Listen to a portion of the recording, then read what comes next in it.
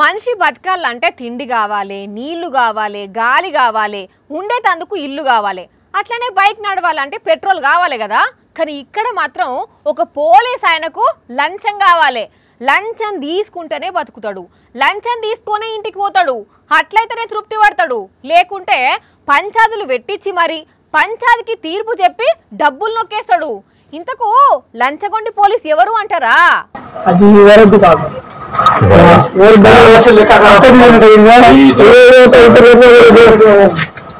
మొత్తం రిజిస్ట్రేషన్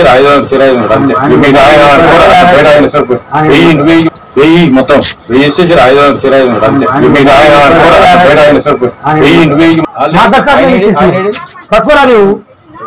అట్లా విన్న రానుల 1000 రూపాయలు ఒక్కనికే కాదట, ఇంకెవరో ఉన్నారట.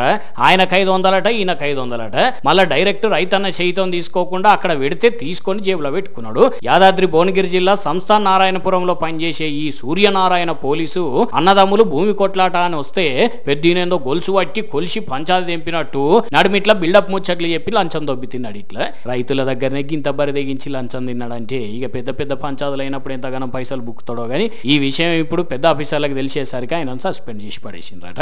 ఈ పోలీసు వారు సక్కదనం ఇట్లా పాడుపడితే హైదరాబాద్ లో ఒక ట్రాఫిక్ పోలీస్ చూడండి డ్రైవర్ ను పట్టుకొని బూతులు తిట్టుకుంటే ఎట్లా కొట్టిండో.